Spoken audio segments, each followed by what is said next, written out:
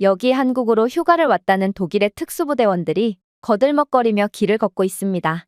그들은 상부의 지시 탓에 억지로 한국에 오긴 했지만 한국은 딱히 볼 것도 없는 그저 그런 국가일 뿐이라며 으스대고 있는데요. 하지만 이들은 웬 한 무리의 한국인 할아버지들과 마주하게 되고 이내 겸손을 되찾고 말았다고 합니다. 그렇다면 그들은 한국에서 대체 어떤 경험을 했던 것일까요? 안녕하세요. 제 이름은 마르쿠스입니다. 저는 독일 엘리트 특수부대에서 중위로 활약하고 있죠. 그리고 저희는 이번에도 특수부대 평가에서 1위를 거두었고 그 덕분에 한국으로 파견을 떠나게 됩니다. 왜 보상이 파견이냐고요? 이건 단순한 파견이 아니기 때문입니다. 이건 사실상 휴가였어요. 서류상으로는 합동 국제훈련을 위해 한국으로 향한다고 되었지만 사실 훈련은 순위체계도 없고 실제 평가도 없는 것이고 그냥 휴가를 즐기라는 독일 군대식 표현일 뿐이었습니다. 하지만 이러한 휴가 명령에 저희 팀의 모든 부대원들이 웃고 있는 것은 아니었습니다. 도대체 왜 한국에 가는 거죠? 저희 팀의 중포수 에릭이 비웃었습니다. 그의 발언에 저는 고개도 들지 않았어요. 무슨 일이 일어날지 알고 있었거든요. 사실 에릭이 한국 파견에 대해 기대하지 않는 이유는 간단했어요.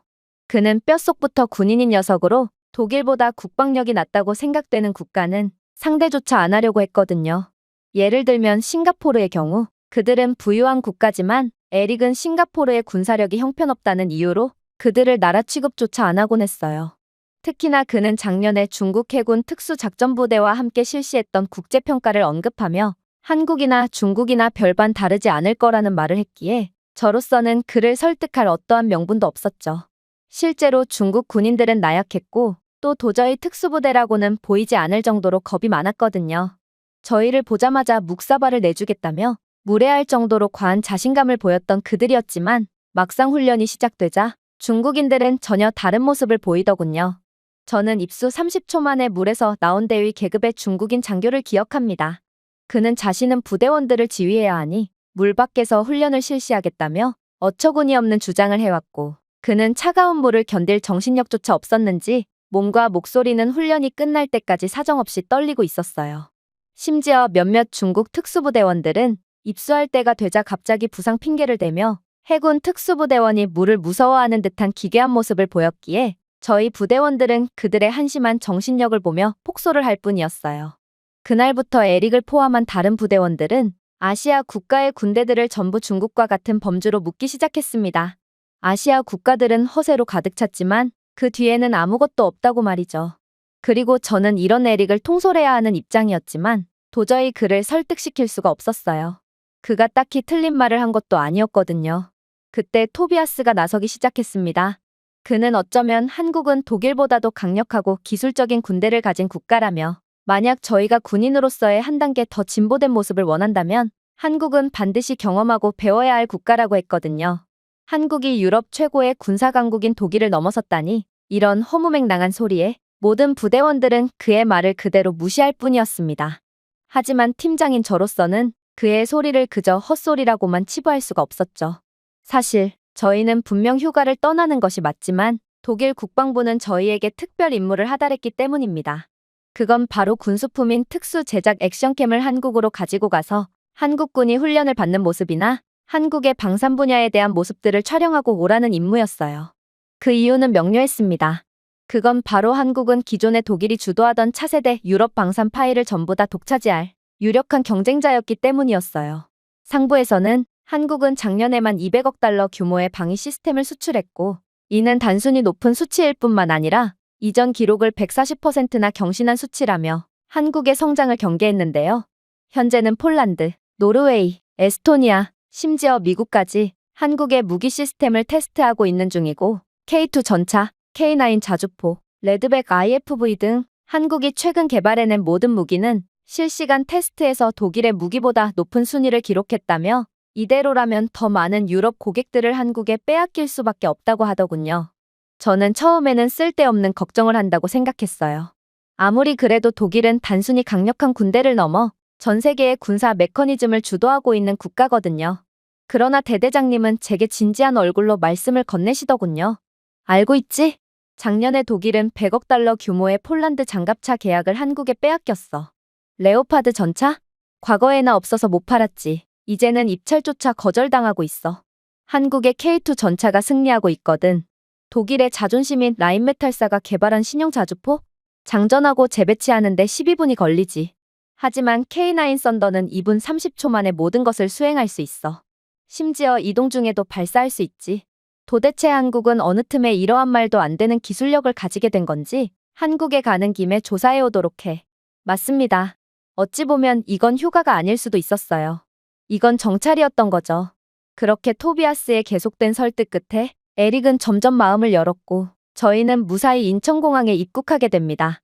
하지만 저희는 한국 공항에 도착하자마자 엄청난 사고를 겪고 말았고 공항 입국 심사를 마치기가 무섭게 한국에 대한 불신을 멈추고 그 자리에 주저앉고 말았습니다. 왜냐하면 자신은 등 떠밀려 한국에 가긴 가지만 이건 자신의 인생에서 큰 수치로 남을 거라며 계속된 불평을 하던 에릭은 일순간 마치 귀신이라도 본 듯한 표정을 지으며 그대로 굳어버리고 말았거든요. 에릭, 정신 차려. 도대체 왜 그러는 거야? 제가 물었습니다. 그는 말도 제대로 못하더군요. 그는 더플백에 손을 뻗어 나오지 않는 뭔가를 계속해서 뒤적이더군요. 저는 직감적으로 상황이 잘못 돌아가고 있다는 것을 느끼게 되었습니다. 그랬습니다. 에릭은 군용 화물을 잘못 적재했던 것이죠. 군용 액션캠과 그 안에 암호화된 자료들 등 그것은 기밀까지는 아니었지만 대외비 자료고 또한 아무리 흔하디흔한 액션캠이지만 아무튼 그건 군용품이므로 절대로 잃어버려선 안 되는 것들이었습니다. 하지만 에릭은 한국 파견을 안일하게 생각하다가 그만 다른 비행기에 그러한 군용품과 대외비 자료들을 보냈던 것입니다. 그것들은 한국으로 오지 않았습니다. 그것들은 길을 잃었던 것이죠. 최악이었던 것은 에릭은 그러한 군사 자료를 도대체 어느 항공기에 실었는지도 전혀 기억을 해내지 못했다는 것입니다. 당연히 이건 단순한 물류 오류가 아니었어요. 이건 국제 군사 규약을 위반한 것이었습니다. 독일의 기밀 자산의 무단 반출이었고 이건 군법에 따라 보직 해임을 당할 수도 있는 매우 큰 중범죄였어요. 특히나 에릭은 특수부대원이었는데 일반적인 군인조차 용납이 안 되는 실수를 특수 작전을 수행해야 하는 고급 자원이 해버리다니 아무래도 에릭에게 빠져나갈 길은 전혀 보이지 않는 듯했습니다. 잘해도 군복을 벗는 것으로 끝나고 운이 나쁘면 투옥이 될 수도 있을 거예요. 에릭도 그 사실을 잘 알고 있었는지 그는 자신이 돌아오지 못할 강을 건넜다는 사실을 인지하자마자 그대로 바닥에 쓰러졌습니다. 민간인들이 즐비한 공항 한복판에서 말이죠. 군인 집안이자 평소에도 군인 정신으로 똘똘 뭉친 용맹한 에릭은 불명예스럽게 퇴출당할 위기에 처했고 결국 그는 그 자리에서 오열을 하며 자신의 처지를 비관했습니다. 그가 잃어버린 군수품을 다시 찾고 명예를 회복할 확률은 아무리 봐도 0%로 보였거든요. 그때 한국 공항 직원이 다가왔습니다. 그리고 그는 영어를 구사하며 놀라운 이야기를 해오더군요. 누군가 다쳤어요? 무슨 문제라도 있나요? 민간인에게 저희의 상황을 말할 수는 없었어요. 망신도 이런 개망신이 없었거든요. 그러나 저는 이 한국인에게만큼은 모든 것을 털어놓아야 할 것 같다는 무언의 압박감을 느꼈고 그렇게 저희가 처한 상황에 대해 모조리 털어놓게 됩니다. 그러자 이 한국인 공항 직원은 놀라운 이야기를 해오더군요. 저 또한 대한민국 특수부대에서 복무했습니다. 어쩌면 제가 당신들을 도울 수 있을지도 모르겠네요. 깜짝 놀랐어요. 특수부대에서 전역해도 별다른 진로가 없는 독일과는 달리 한국은 특수부대를 전역하면 공항 보안 업무 등 여러 커리어가 확보되는 모양이었거든요. 그런데 더 놀라웠던 점은 바로 한국의 시스템이었어요. 솔직히 아무리 그가 저희를 도와주겠다고 하긴 했지만 저는 큰 기대는 가지지 않았어요. 어찌 보면 당연했죠. 도대체 그가 저희를 위해 무슨 일을 해줄 수 있겠어요? 하지만 인천공항이 구축해놓은 시스템은 경이로웠습니다. 일단 인천공항은 전 세계 항공기들이 반드시 한 번쯤은 들릴 수밖에 없는 항공교통의 허브 역할을 수행하고 있었는데요. 그런데 인천공항은 그러한 전 세계 항공의 중심이라는 별명에 걸맞게 한국이 자체 기술력으로 개발한 놀라운 시스템으로 믿기지가 않는 모습을 보여주고 있더군요. 일단 매우 중요한 공항 물류 정보지만 아직도 외주를 맡은 제3자 공급업체가 처리하는 구식의 유럽식 시스템과는 달리 한국은 자체 기술력을 통해 중앙 집중식이고 실시간이며 글로벌 추적 위성 및 모든 항공기 정보가 통합된 시스템을 가지고 있었습니다. 그리고 이러한 선진적인 시스템을 기반으로 이 한국인 직원은 조회 8분 만에 저희의 화물을 발견했죠. 당신의 짐은 아직 독일 프랑크푸르트를 떠나지 않았네요. 라고 그는 말했습니다. 이걸 운이 좋다고 해야 할지 당신이 붙인 수화물 중 하나에는 상업용 수화물에는 허용되지 않는 품목이 포함되어 있었기 때문에 독일 세관을 통과하지 못했거든요. 즉, 당신들이 찾고 있는 화물은 전혀 움직이지 않은 상태로 그대로 독일에 머물고 있다는 말입니다. 이건 말도 안 됐어요. 조사해보겠습니다. 이후 침묵이 이어지는 유럽식 서비스가 아니었어요. 굳이 요청하지 않아도 최첨단 기술력을 이용해 문제를 해결해주는 세계에서 가장 진보된 서비스였죠. 운이 좋으시네요. 라고 그는 덧붙이더군요. 사실 아무리 당신의 짐이 독일에 그대로 남아있더라도 독일 공항은 워낙 융통성이 없어서 웬만한 공항이었다면 배송을 요청해도 들어주지 않았을 가능성이 큽니다. 수화물의 주인인 당신이 직접 독일로 와서 찾아가라고 명령했겠죠. 그러나 인천공항은 달라요. 인천공항은 모든 주요 EU 및 나토 공항과 안전한 노선을 통해 연결되어 있는 신뢰받는 공항일 뿐만 아니라 항공교통의 허브로 여겨지거든요. 특히나 한국과 유럽 국가들과의 외교적 관계도 매우 원만하기에 아마 저희의 요청만큼은 거절하지 못할 가능성이 큽니다. 굳이 따지자면 주도권은 저희 쪽에 있거든요. 저희 측이 직접 독일 공항과 소통하여 해당 물품의 외교적 재이전을 요청해드리겠습니다. 당신들을 보니 아무래도 해당 물건은 매우 중요하고 또 급해 보이거든요. 턱이 조여졌습니다. 독일에서는 이러한 기적과도 같은 일이 절대로 일어나지 않을 것입니다. 혹여라도 가능하다고 해도 구식적인 시스템 때문에 몇 개월은 소요되겠죠. 하지만 여기 한국에서는 10분 만에 모든 것이 끝나버렸습니다. 각 부서에서 다른 부서와 통화를 하라며 서로의 일을 등떠미는 관료주의와 책임 회피 따위는 없었어요. 그저 한국 공항은 저희가 따라잡기를 기다리고 있는 세계에서 가장 우수한 공항이었죠. 공항은 한 나라의 얼굴의 역할을 수행한다는 것을 고려해본다면 인천공항뿐만 아니라 한국의 모든 시스템은 이처럼 효율적이고 기술적일 거라고 예상하는 건 너무나도 쉬웠어요. 특히나 저희는 짐을 찾기 위해 인천공항으로 다시 올 필요도 없었죠. 현재 인천공항에는 수화물 배송 서비스를 시범 운영 중이고 공항 직원은 저희의 호텔 주소를 알려준다면 그쪽으로 물건을 곧바로 보내주겠다고 했거든요. 이러한 말도 안 되는 서비스가 가능할 수 있는 건 바로 한국의 세계 최강의 교통 시스템 덕분이었습니다.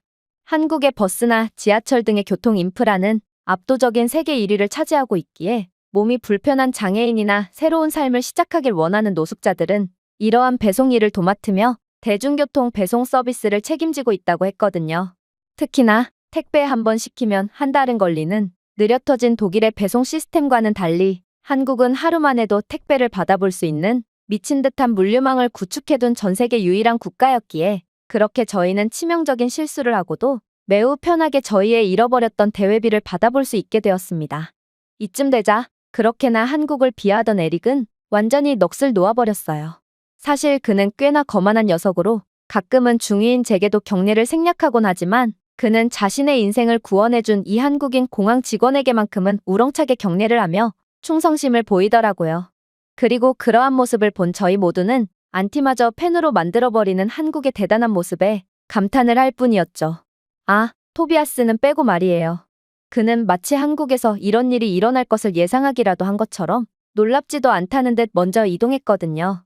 그렇게 저희는 공항을 걸으며 데이터부터 구매하기로 했습니다. 하지만 저희 부대의 최고의 통신 기술자인 토비아스가 눈에 띄었어요. 그는 도대체 무슨 생각인지 가장 저렴한 데이터 플랜을 구매했거든요.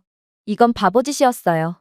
저희의 휴가는 일주일이나 되는데 그렇게나 적은 데이터를 구매했다간 하루도 못 버티고 모든 데이터를 탕진해버릴 거예요. 그러나 그는 계속해서 실실대며 웃을 뿐이었어요. 나는 2번 말하지 않을 거야. 너희들은 반드시 한국에서만큼은 가장 저렴한 데이터 플랜을 구매해야 해. 나는 통신 기술자로서 한국의 통신망이 얼마나 우수한지 아주 잘 알고 있거든. 돈 낭비를 하고 싶지 않다면 내 말을 믿는 것이 좋을걸? 저희 모두는 토비아스가 잠시 실성했다고 생각했습니다.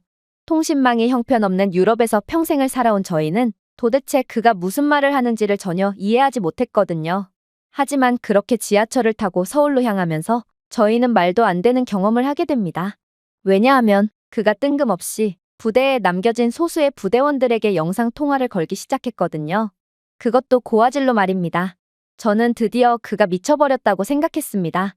일단 이런 깊숙한 지하에서 데이터가 터질 리가 없었어요. 독일 지하철에서는 데이터는커녕 전화조차 안 터지거든요.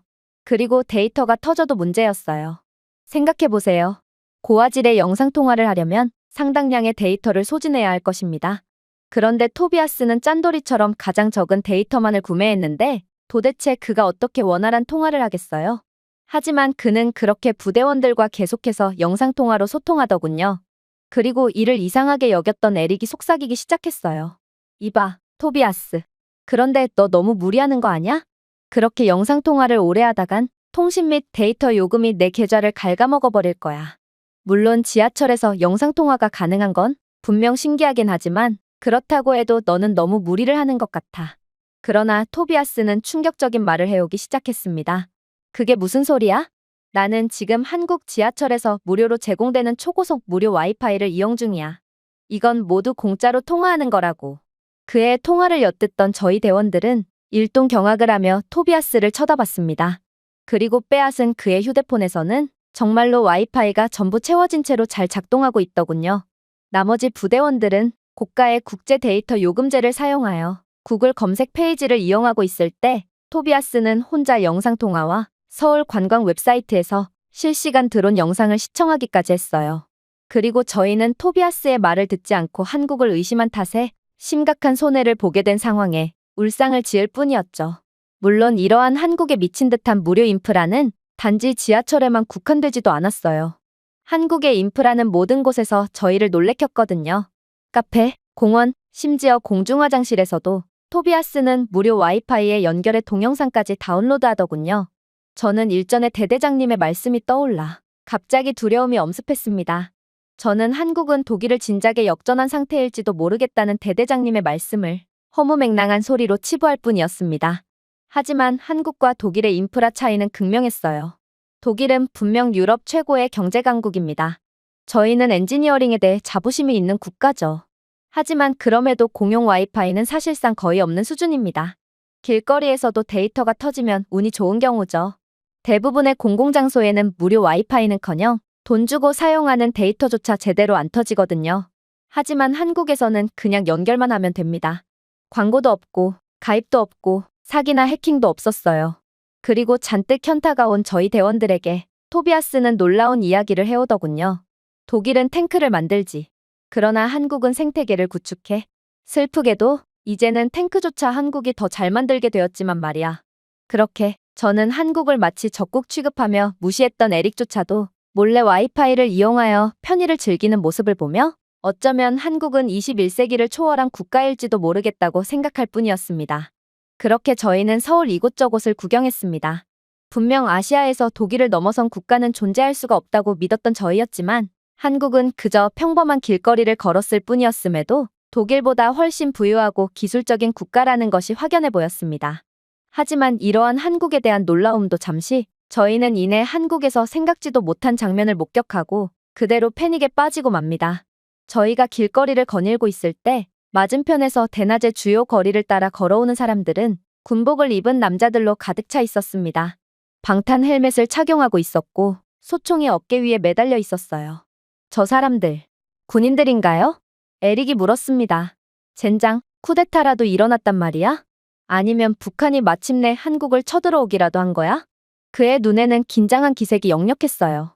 잠깐만, 진정해. 제가 말했습니다. 일단 뉴스부터 찾아보자. 무슨 일이 일어난 게 분명해. 하지만 아무것도 없었어요. 알림도 없고, 대피도 없고, 사이렌도 없었죠. 그럼에도 불구하고 그들은 계속해서 저희에게 다가왔습니다. 20대, 심지어 30대 남성들도 있습니다.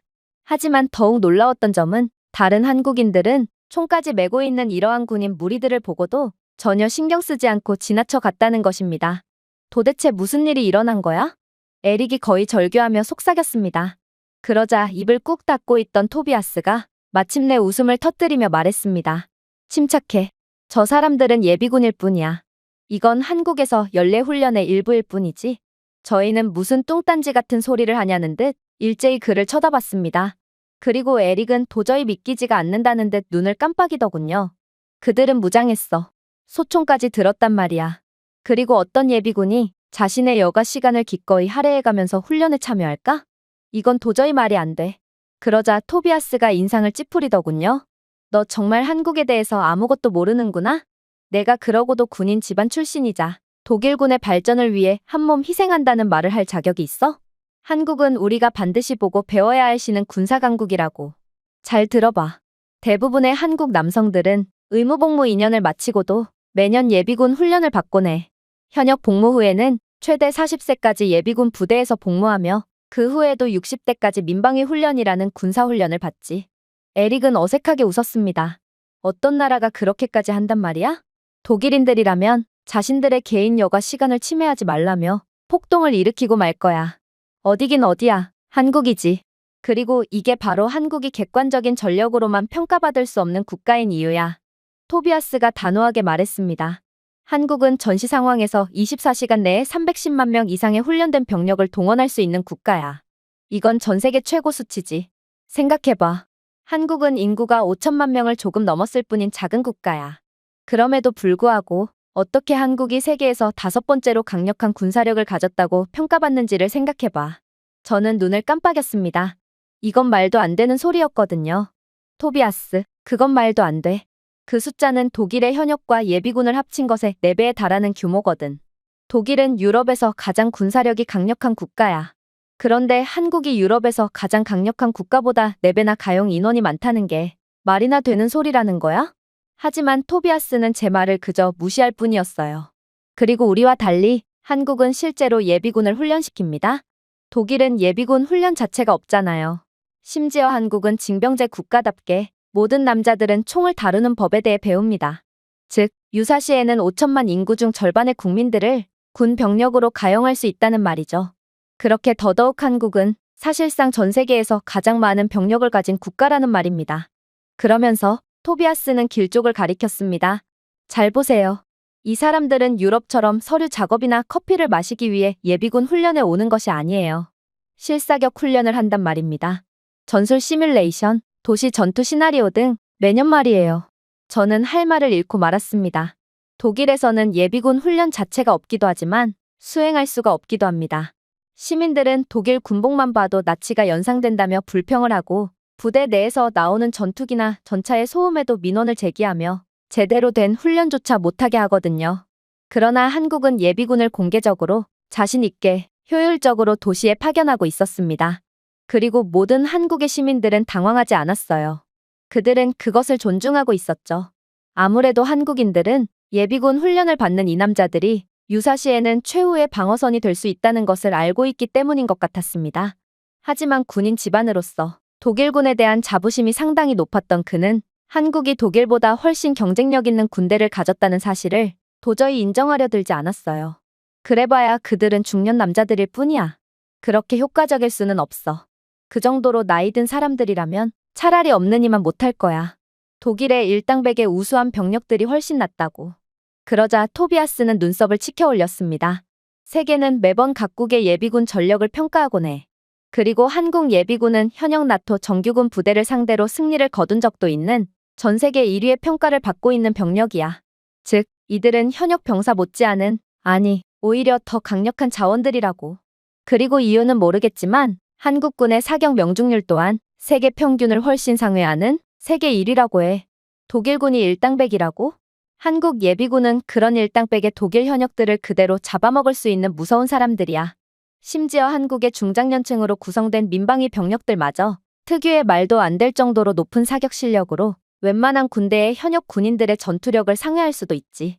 그렇게 에릭의 자존심은 완전히 곤두박질 쳤고 저희는 완전히 넋이 나간 채 계속해서 이동했습니다. 저희 부대에 오기 이전에 전력 분석실에서 근무했던 토비아스답게 그는 독일 국방부에서 유심히 조사하고 있는 한국에 대해 완전히 꿰고 있던 것입니다. 그런데 에릭이 조금 이상하더군요. 에릭은 그렇게나 자랑스러워하던 독일군이 한국군의 발끝조차 따라오지 못한다는 사실에 좌절하다가도 갑자기 저희에겐 만회할 기회가 있다며 이해가 안 가는 반응을 보이기 시작했거든요. 저는 그가 실성이라도 한 건가 싶어 황당함을 느꼈지만 알고 보니 그는 다 준비하고 있던 것이 있었습니다. 바로 토비아스는 모름지기 군인이라면 그리고 특수부대 소속이라면 휴가 중에도 훈련을 게을리하면 안 된다며 한국의 에어 소프트 서바이벌을 예약해뒀던 것입니다. 저는 휴가에 와서도 마음껏 즐기지 못하는 현실의 피곤함을 느끼면서도 어쩌면 이건 자신감 회복에 좋을 것 같다는 생각이 들었습니다. 저희에겐 저희가 왜 엘리트 부대원인지에 대한 이유를 상기시킬 때가 온 것 같았기 때문입니다. 계속해서 한국에 뒤처지는 모습만을 지켜보며 주눅들어 있을 수만은 없었어요. 그래서 저희는 마음을 다잡은 채 서바이벌 장으로 향했습니다. 저희의 상대는 프로팀이었어요. 에릭이 특별히 고르고 골랐던 상대였죠. 하지만 이상했어요. 그들은 분명 프로라면서 멤버들은 하나같이 중장년층의 한국인들밖에 없었거든요. 심지어 이들은 서바이벌이라는 터프한 스포츠를 즐기기에는 너무나도 평범하고 순박하게 생겼더군요. 도대체 이 사람들이 어딜 봐서 프로라는 말인지 그들은 아마추어보다도 약해 보였어요. 그리고 저는 곧 사건의 전말을 듣고 황당함을 느낄 수밖에 없었는데 알고 보니 이들은 팀 이름이 프로였던 거였고 실제 프로 선수들은 아니었던 것입니다. 에릭은 그것도 모르고 프로팀을 프로팀으로 해석하고 그들에게 도전장을 내민 것이죠. 이건 너무나도 일방적이고 재미없는 경기가 되리라 생각했습니다. 저희는 독일 최고의 엘리트 특수부대원들이에요. 저희가 이런 노인들을 이기지 못할 리가 없잖아요? 솔직히 시간 낭비처럼 보이기도 했고 저희는 그냥 경기를 포기할까도 진지하게 고려해봤어요. 그러나 이왕 서바이벌장에 왔는데 이대로 돌아가는 것이 더욱 시간 낭비처럼 보였고 결국 저희는 본 실력을 보여주며 스트레스나 풀기로 했습니다. 좋아. 제가 웃으며 말했습니다. 5분 안에 마무리하자. 내가 지휘하지. 당연히 저희는 실전에서 사용되는 군사 전략을 가지고 있었습니다. 유럽 훈련 시뮬레이션 중에 수십 번 사용했고 모든 부대들을 박살낸 전략이었죠. 체력을 앞세워 전방위적인 압박을 가하고 후퇴를 강요하며 미리 매복해 있던 측면에서 허를 찌름으로써 게임을 종료시키는 거였죠. 5분도 안 걸릴 거라고 생각하며 경기를 시작했습니다. 하지만 30초 후 저희는 모두 사살 처리되며 경기는 끝나고 맙니다. 그것은 단순한 패배가 아니었습니다. 그야말로 박멸이었습니다. 상대는 단 한 명도 사살 처리되지 않고 살아남았거든요. 이들은 현역 군인인 저희의 머리 꼭대기 위에 있었습니다. 한국의 중장년팀은 저희의 움직임을 예상이라도 했는지 조용히 기다리고 있었습니다. 그리고 저희가 접근하자 그들 중 한 명은 사각지대에서 거울 파편을 사용하여 저희의 접근을 지켜보기도 했습니다. 누가 그런 생각을 할 수 있을까요? 저희가 오른쪽 측면을 돌격했을 때 백발의 한국인 남자는 저희의 경로를 예측했습니다. 그는 격렬하게 사격하지 않고 저격수 같은 사격 기술로 탄약을 보존하면서 저희를 하나씩 골라냈죠. 여기서 폐잔병이 되어 돌아갈 수는 없었습니다. 저희 부대원들과 독일의 명예가 눈에 밟히며 엄청난 수치심이 들었거든요. 그렇게 저희는 재도전했습니다. 하지만 이번에도 저희는 1분 만에 격퇴당했습니다. 한국의 중장년 민방위들에 의해서 말입니다. 저희 각자는 서로 다른 각도에서 분리되어 접근했고 나무를 두드려서 혼란을 일으키며 심지어 나토 교리를 모방한 지연된 측면 회전까지 사용했습니다. 하지만 이들은 특유의 단합력으로 저희를 순식간에 모조리 끝내버렸어요. 지시를 내리던 백발의 한국인 남자가 쓰러지자 다른 팀원이 지체 없이 포인트 리더로 즉시 자리를 잡았습니다. 한국인들은 마치 하나의 유기체처럼 움직이며 실시간으로 적응했죠. 저희 팀은 지휘를 맡은 제가 쓰러지면 지휘를 이어받을 사람이 없어 그대로 흩어지고 맙니다. 그러나 한국인들에겐 철저한 내부 규율이 있었고 이건 최고 수준의 전투 부대에서만 목격되는 모습이었기에 민간인인 이들이 이러한 말도 안 될 정도로 전략적인 모습을 보여줬다는 것에 대해 도저히 믿기지가 않았어요. 그렇게 총 5번의 연패 끝에 저희는 마침내 가망이 없다는 것을 알고 항복했습니다. 저희는 그늘에 누워 땀을 흘리며 말문이 막힌 채로 있었고 한국팀은 침착하게 장비를 벗고 주말 하이킹을 마친 것처럼 웃고 떠들고 있었습니다. 그들 중 한 명이 저희에게 시원한 보리차를 대접하러 왔습니다. 한국은 이러한 산기슭에서조차 데이터가 터지고 있었고 저희는 번역 앱을 통해 대화를 주고받을 수 있었어요. 저는 해병대에서 복무했어요. 그리고 저기 백발의 사내는 특수부대 조교 출신이죠. 20년 전에 은퇴했지만 여전히 날카롭지 않나요?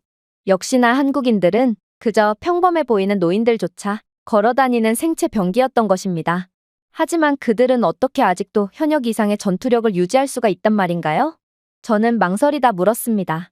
왜 아직도 이렇게 훈련하시는 건가요? 그러자 그는 잠시 멈췄다가 간단히 말하더군요. 왜긴요. 언젠가는 조국이 다시 제게 전화할 수도 있잖아요. 저는 깜짝 놀라 그의 옆에 앉았습니다. 독일에서는 대부분의 예비군이 민간인 생활로 사라집니다. 우리는 포탄이 없는 탱크를 가지고 있어요. 명확한 교리가 없는 군인들이죠. 파워포인트 슬라이드로 끝나는 훈련만을 받고 있습니다. 한국인 노인은 고개를 끄덕였습니다. 한국에서는 훈련이 끝나지 않아요. 우리는 전쟁을 기억하기 때문입니다. 그의 목소리는 고통을 담고 있지 않았습니다. 그저 명확했을 뿐입니다. 물론 우리는 은퇴를 한 노인들일 뿐이고 우리의 젊은 세대들이 잘해주겠죠. 그러나 저를 포함한 모든 한국의 중장년 세대들은 국가가 위기에 빠졌을 때 기꺼이 한 몸을 바칠 준비가 되어 있어요. 몇몇은 겉으로는 쑥스러워서 아니라고 말하기도 하지만 저는 그들 또한 반드시 조국을 위해 목숨을 바칠 것을 확신해요. 이유는 모르겠네요. 한국인들은 그렇게 설계된 사람들이거든요. 실제로 2010년 북한이 연평도를 포격했을 때 현지 주둔군을 강화하기 위해 현역 군인과 함께 곧장 예비군 병력이 지원왔었다고 했습니다. 포격 직후 곧바로 예비군이 무장하고 배치되어 작전을 수행했다고 했죠. 매년 250만 명이 넘는 한국 남성들이 학생부터 의사, CEO까지 그 누구도 배제 없이 의무 훈련을 받고 있다고 했어요. 그들은 그곳에서 싸우는 법, 지휘하는 법, 따르는 법을 배운다고 했죠. 즉, 한국인들은 말로써 드러낼 필요가 전혀 없었던 것입니다. 실제 사건이 한국인들의 헌신적이고 나라를 위해 한 몸 바치는 희생적인 면모를 여실히 증명해주고 있었거든요. 그렇게 저희는 기술이 부족해서가 아니라 개인적으로 싸웠기 때문에 패배했다는 사실을 깨달았습니다. 반면에 한국인들은 하나가 되어 싸웠기 때문에 쉽게 저희를 제압할 수 있었던 거죠. 천천히 고개를 끄덕이며 패배를 완전히 인정했습니다. 하지만 더 놀라웠던 점은 마치 기계처럼 움직였던 한국의 노인들은 수년 동안 호흡을 맞춰왔던 것이 아닌 지난달에야 만났다는 것이었습니다. 한국인들에겐 시간의 길이가 중요했던 게 아니었던 것이죠. 한국에서는 일찍부터 단합과 협력에 대해 배운다고 했어요. 그래서 한국은 위기 때마다 늘 그러한 위기를 극복할 수 있었다고 했죠. 위정자들이 나라를 버리고 도망가도 한국의 백성들은 나라를 위해 농기구들을 들고 일어나 적에 맞서 싸웁니다. 나라가 파산 직전에 몰렸을 때 그들은 자신들이 힘들게 모았던 금과 재산을 기꺼이 내놓습니다. 그리고 이러한 한국인들의 단결심은 제 마음속 깊이 닿았습니다. 개인주의 문화가 팽배해 있는 독일에서는 개인의 공로를 소중히 여깁니다. 한국에서는 자아보다 응집력을 소중히 여겼습니다. 영광보다 규율, 자아보다 국가를 말이죠. 그리고 그것은 한국인들을 그 누구보다도 무섭게 만들었습니다. 저는 일어나서 그들에게 격려를 했습니다. 그리고 외쳤죠. 당신의 나라가 다시는 당신을 필요로 하지 않기를 바랍니다. 당신을 위해서, 그리고 적국을 위해서라도 말입니다. 당신들을 적으로 둔다면 정말 상상조차 하고 싶지 않네요. 한국인 노인은 희미하게 미소를 지었습니다. 저도 절대 그러지 않기를 바랍니다. 하지만 저는 준비가 되어 있습니다. 모든 한국인들이 말이죠. 그날 밤 저는 숙소로 돌아가서 서울의 반짝이는 스카이라인 너머 창밖을 내다보았습니다. 저는 네온사인과 세계 최고의 지하철 인프라 이상을 보았습니다. 대대장님의 말씀처럼, 그리고 독일 국방부가 한국을 유심히 지켜보고 있는 것처럼 한국은 제게 믿기지가 않는 경험과 가르침을 선사해 주었습니다. 그리고 독일이 아무리 한국을 연구하고 견제한다고 해도 독일은 절대로 한국처럼 할 수 없을 거라는 것도 깨닫게 되었죠. 왜냐하면 한국이 경쟁력을 키워온 방식은 전 세계에서 유일하게 한국만이 할 수 있고 한국만이 달성한 성과이기 때문입니다. 제가 준비해온 내용은 여기까지입니다. 끝까지 시청해주셔서 진심으로 감사드리며 여러분들의 구독과 좋아요, 알림 설정은 영상 제작에 큰 힘이 됩니다. 이상 세모튜브였습니다.